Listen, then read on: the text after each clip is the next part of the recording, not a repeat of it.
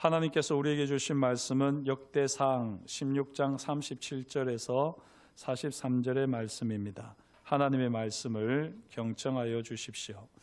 다윗이 아삽과 그의 형제를 여호와의 언약궤 앞에 있게 하며 항상 그 궤 앞에서 섬기게 하되 날마다 그 일대로 하게 하였고 오베데돔과 그의 형제 68명과 여두둔의 아들 오베데돔과 호사를 문지기로 삼았고 제사장 사독과 그의 형제 제사장들에게 기브온 산당에서 여호와의 성막 앞에 모시게 하여 항상 아침 저녁으로 번제단 위에 여호와께 번제를 드리되 여호와의 율법에 기록하여 이스라엘에게 명령하신 대로 다 준행하게 하였고 또 여호와의 인자심이 영원하심으로 그들과 함께 헤만과 여두둔과 그리고 택함을 받아 지명된 나머지 사람을 세워 감사하게 하였고 또 그들과 함께 헤만과 여두둔을 세워 나팔과 재금들과 하나님을 찬송하는 악기로 소리를 크게 내게 하였고 또 여두둔의 아들에게 문을 지키게 하였더라.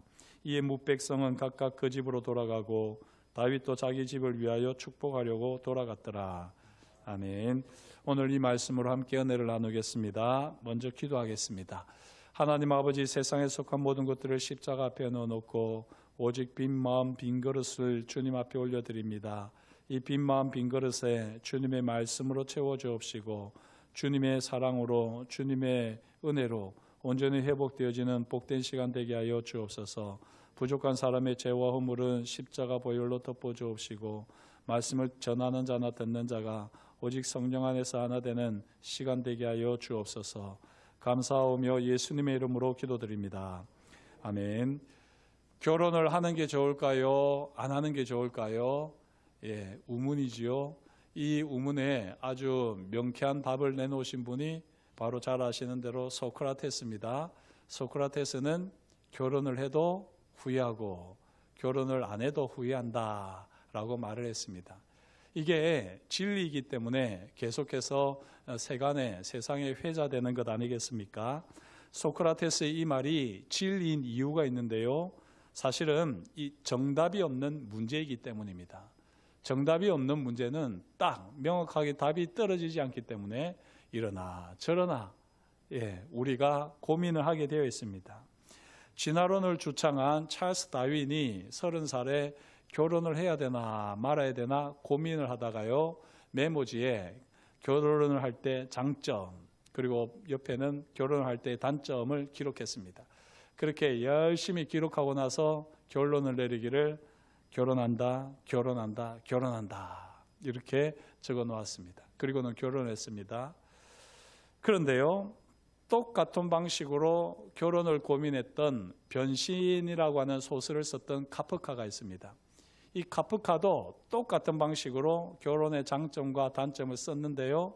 그리고는 결론을 어떻게 했을까요? 결혼하지 않는다, 결혼하지 않는다, 결혼하지 않는다 이렇게 결론을 내렸습니다. 결국 결심이 필요한 순간에 가장 중요한 것은 결심을 위한 방법이 아니라 결심을 하는 기준입니다. 결심에 이르는 기준입니다. 선택 방법보다 선택 기준이 중요하지요. 그러면 이 정답이 없는 문제 앞에서 어떻게 선택 기준을 정해야 할까요? 결심이 필요한 순간들이라고 하는 신간이 있는데요. 이 책을 쓴 러셀 로버츠는 정답이 없는 문제 앞에서 결심을 위해서 쓸데없는 고민을 하지 말랍니다. 왜냐하면 이것도 저것도 정답이 아니기 때문에 너무 시간 낭비하면서 마음을 다 써가면서 쓸데없는 고민을 하지 말랍니다. 그러면서 이렇게 하라고 하는데요. 제가 한번 그대로 읽겠습니다. 우리의 가장 중요한 선택의 중심에는 내가 어떤 사람이고 나 자신을 어떻게 바라보고 어떤 길을 갈 것이냐 하는 점이 있다. 이렇게 책에 적고 있습니다. 조금 번역이 어색하기는 한데 우리가 정확하게 정답이 없는 문제, 그 문제 앞에서는 세 가지를 생각하라는 것입니다. 내가 어떤 사람인가?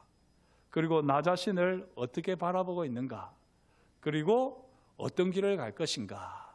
이 세 가지 기준을 따라서 선택을 하게 되면 그것이 좋은 선택이다 하는 것입니다. 이 러셀 로버츠도 이 세 가지 기준에 대해서 좀 심도 있게 다루지는 않습니다. 그런데 이 세 가지 기준을 따라서 선택을 하는 것에 대해서 이야기를 하다가 이 한 가지 개념으로 이 종합을 하는데요, 정리를 하는데요. 이 세 가지 기준, 나는 어떤 사람인가, 나 자신을 어떻게 바라보는가, 어떤 길을 갈 것인가 하는 이 세 가지 질문을 한 개념으로 딱 정리를 하면 그게 뭐가 될까요? 이 러셀 로버츠는 인간적인 성수, 인격적인 성숙으로 제시합니다. 다시 말씀드리면 우리가 어떤 결정을 내릴 때에 내가 이 일을 통해서, 이 선택을 통해서 얼마나 더 성숙할까, 이 질문을 던지면서 선택을 한다면 참 지혜로운 선택이라는 것입니다. 분명히 답이 없는 문제이기 때문에 사실 최선은 없습니다. 하지만 인간적인 성숙, 인격적인 성숙을 고려하면서 어떤 길을 택하더라도 그것은 나쁘지 않는 선택이다라고 그는 주장합니다.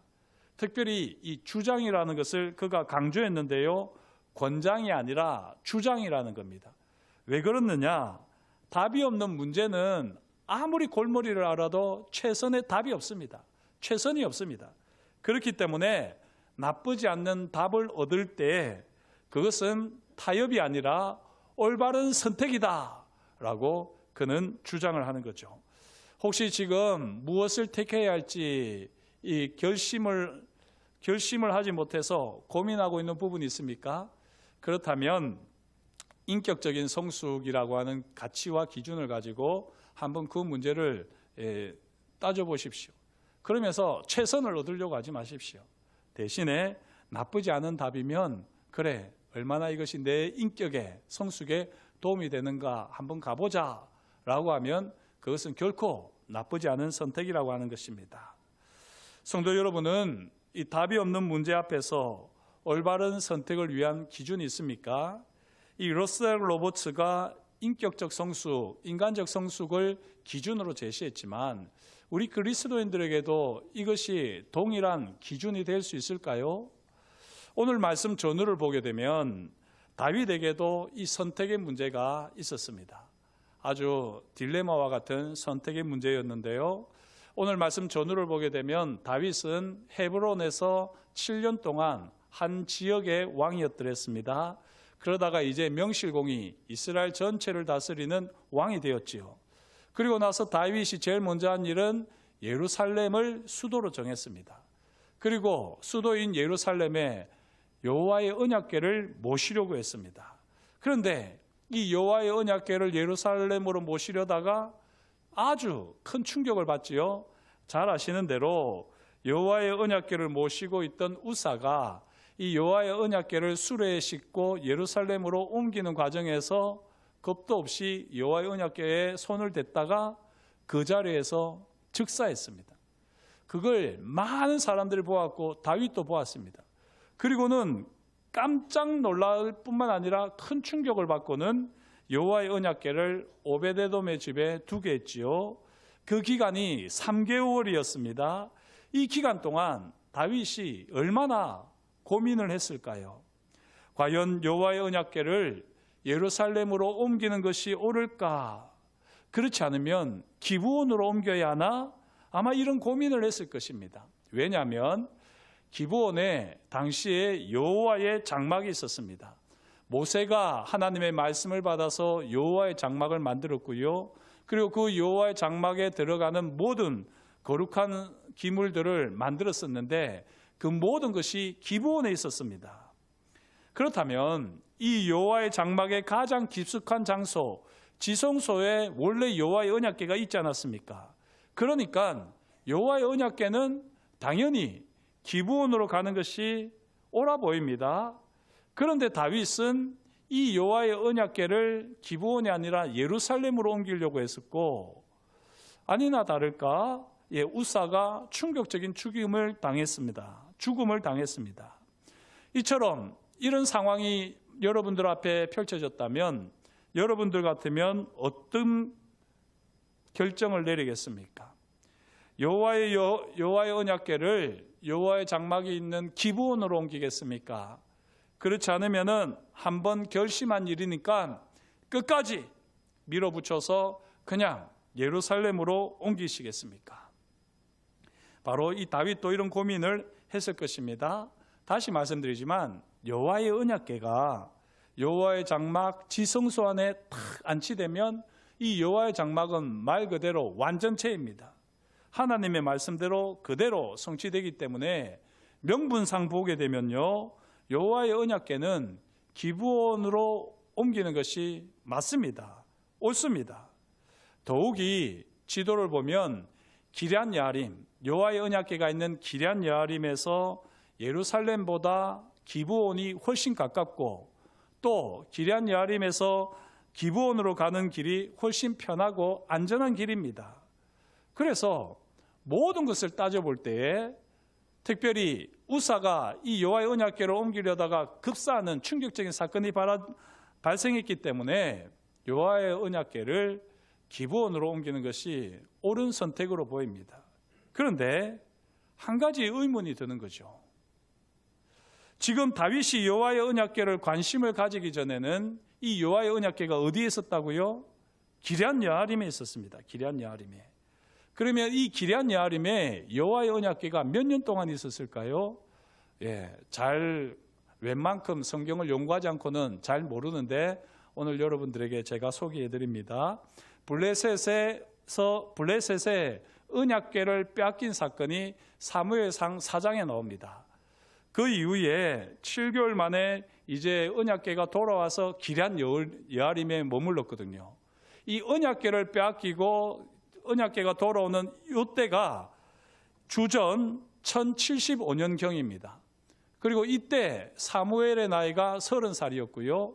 당연히 다윗은 태어나지도 않았더랬습니다. 그렇게 기럇 여아림에 여호와의 언약궤가 있었는데 세월이 흐르고 흐른 다음에 이제 다윗은 예루살렘으로 언약궤를 옮기려고 하는 것입니다. 이 다윗이 사무엘이 죽은 이후에 여호와의 언약궤를 예루살렘으로 옮기려고 할 때가 언제냐? 주전 1001년입니다. 조금 전에 몇 년이라고 했죠? 1075년. 그리고 다윗이 옮기려고 하는 것은 1001년. 계산해 보면 74 차이가 나는데요. 그 해를 포함하면 약 75년입니다. 75년. 75년 동안 여호와의 언약궤는 기럇 여아림에 있었습니다. 이상하지 않습니까? 사무엘이 어떤 분입니까? 사무엘은 하나님의 종입니다. 하나님의 말씀이 땅에 떨어지지 않을 만큼 하나님의 말씀의 권위를 가지고 하나님의 뜻을 이룬 분이 사무엘이었는데요. 사무엘 생전에 여호와의 언약궤를 옮기지 않았다는 겁니다. 사무엘은 생전에 여호와의 언약궤에 전혀 신경을 쓰지 않았습니다. 사무엘은 여호와의 언약궤를 여호와의 장막에 안치할 마음이 없었던 것처럼 보입니다. 그러기에 사무엘 시대, 사울 시대 여호와의 언약궤는 언급 자체가 되지 않습니다. 그리고는 기럇 여아림에 약 75년 동안 머물러 있었던 것입니다.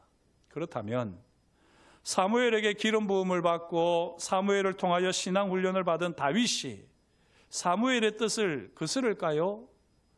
명분을 내세워서 여호와의 언약궤를 기럇 여아림에서 기브온으로 옮겨야 할까요?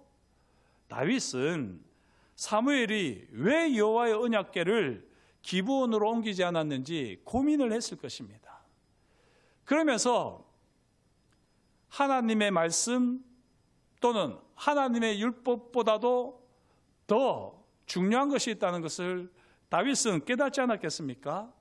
다윗은 나와 이스라엘이 하나님을 왕으로 모시며 온전히 예배하기 위해서는 여호와의 언약궤를 예루살렘으로 모셔야 한다 하는 이 결심을 하는 겁니다.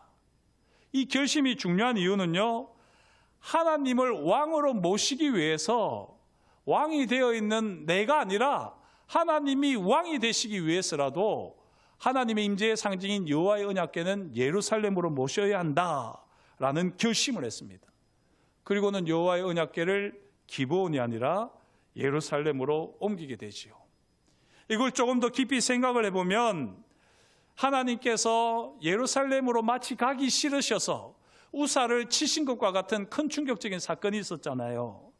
하지만 그 충격적인 사건에도 불구하고 다윗은 예루살렘 전체가 하나님의 언약궤를 모시는 지성소가 되기를 소망하면서 여호와의 언약궤를 예루살렘으로 옮겨 다윗의 장막에 안치했습니다.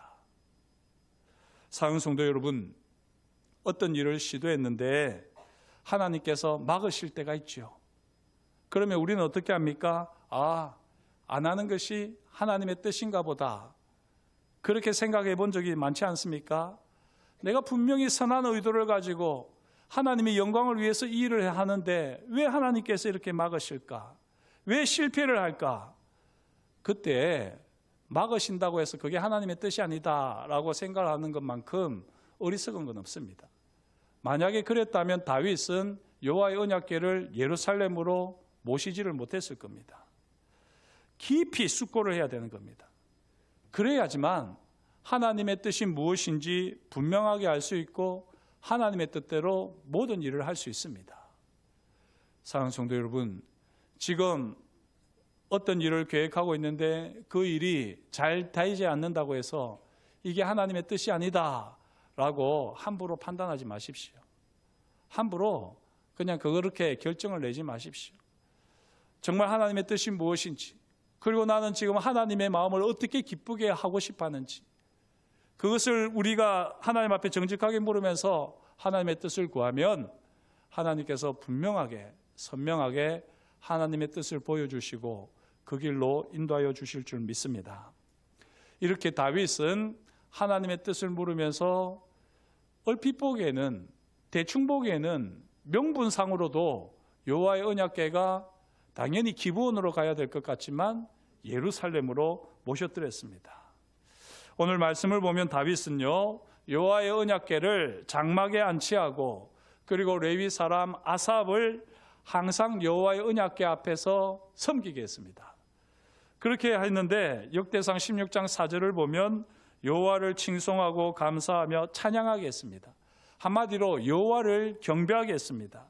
이렇게 다윗의 장막에서 아삽이 여호와를 경배할 때에 혹시 다윗의 장막 밖에서 방해가 될까 봐 여두둔의 아들 오베데돔과 호사가 다윗의 장막의 문지기로 장막문을 지키게 했습니다. 이렇게 철저하게 하나님 앞에 예배하는 일이 이루어지도록 다윗은 힘을 썼습니다. 그런데요, 오늘 말씀을 보시면 다윗은 이와 함께 또 다른 조치를 취했지요. 비록 여호와의 언약궤는 예루살렘의 다윗의 장막에 있지만 동시에 기브온에 있는 여호와의 장막으로 제사장 사독을 보냅니다. 제사장 사독뿐만이 아니라 그 제사장 형제들을 다 함께 보내어 가지고는 아침 저녁으로 항상 번제단 위에 번제를 드리도록 합니다. 그러면서 오늘 말씀에도 보면 여호와의 율법에 기록하여 명령하신 대로 다 준행하게 하였다는 것입니다. 그리고요, 뿐만 아니라 해만과 여두둔 그리고 지명받은 사람들을 여호와의 장막으로 보내어서 나팔과 재금들과 온갖 악기들로 여호와 하나님을 크게 찬송하게 했습니다. 그리고 혹 그게 방해를 받을까 봐 여두둔의 아들에게 여호와의 장막문을 지키겠습니다. 놀랍지 않습니까? 다윗은요, 둘 중에 하나를 택한 것이 아닙니다. 다윗은 둘 중에 어느 것 하나도 소홀히 하지 않았습니다. 여호와의 율법에 매여서 여호와의 언약궤를 기브온에 있는 여호와의 장막에 안치하지 않았습니다. 그러면서 새로운 시대에 맞게 새 역사를 열어간다고 하면서 새롭게 하나님을 예배한다는 구실로 여호와의 율법을 무시하지도 않았습니다. 엄격하게 보면 율법을 무시한 것처럼 보이기도 하겠지요. 그죠? 여호와의 장막에 여호와의 언약궤를 모시지 않았으니까 율법을 어기는 것처럼 보이기도 합니다. 하지만 그러기에는 하나님의 사람 사무엘이 보여준 선례가 있습니다. 만약에 그렇게 율법대로 말씀대로라고 하면 왜 하나님의 사람 사무엘이 75년 동안 여호와의 언약궤를 방치했냐고요. 이 모든 것을 따져볼 때에 다윗은 바로 이것을 깨달은 것입니다. 여호와의 율법을 존중하되 여호와의 율법을 넘어서는 하나님의 은혜가 있다는 겁니다. 이것이 바로 다윗이 사무엘에게서 배운 신앙 원칙, 신앙의 지혜입니다. 사랑하는 성도 여러분, 우리 삶을 정직하게 돌아봅시다. 우리는 신앙이라고 하는 이름으로 형식에 치우쳐서 다른 사람을 옳아매고 있지는 않습니까? 율법이라고, 말씀이라고, 전통이라고, 지금까지 이런 일은 없었다고 하면서 우리의 과거에 모든 사람들을 옳아매고 그런 우리의 알량한 기준을 가지고 사람들을 정죄하고 비판하고 있지는 않습니까? 정말 우리에게는 성령께서 주시는 진정한 자유가 있습니까? 율법적인 신앙도 소중하고 가치 있습니다. 하지만 율법적인 신앙에 갇힌 채 하나님의 은혜를 누리지 못한다면 이보다 더 어리석고 가식적인 신앙은 없습니다. 율법적인 신앙은 첫 걸음은 될 수 있지만 마지막 걸음은 아닙니다. 다시 말씀드리면 율법적인 신앙은 출발역은 될 수 있지만 그것이 도착역이 되어서는 안 됩니다. 기억하십시오. 예수님을 십자가에 못 박아 죽게 한 사람들, 그들은 누구보다도 율법에 열심히 있었던 사람들입니다. 오늘 말씀을 통하여서 여호와의 율법을 존중하되 여호와의 율법을 넘어서는 하나님의 은혜, 이 은혜를 날마다 새롭게 경험하는 저와 여러분이 될 수 있기를 주의 이름으로 축복합니다. 다윗은 여호와의 율법을 존중하되 그 여호와의 율법을 넘어서는 하나님의 은혜를 구하는 이 신앙 원칙을 따라서 놀라운 결정을 내렸습니다.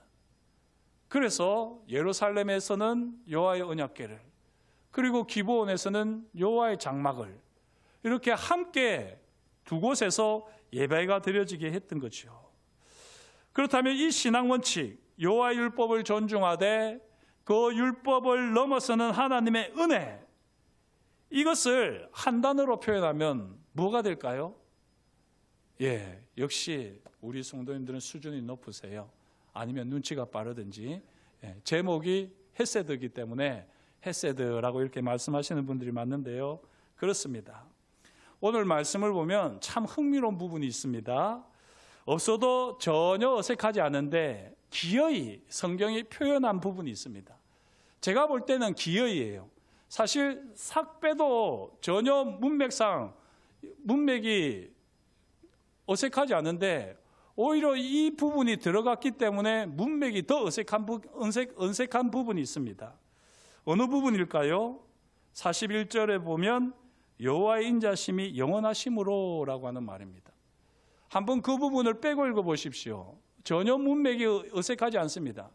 그런데 이 여호와의 인자심이 영원하심으로가 들어가 있기 때문에 오히려 흐름이 이상합니다. 저도 이렇게 통독을 하다가 여기서 탕 튀더라고요. 레코드판처럼. 이게 여기 왜 있어? 이런 마음이 확 드는 거예요.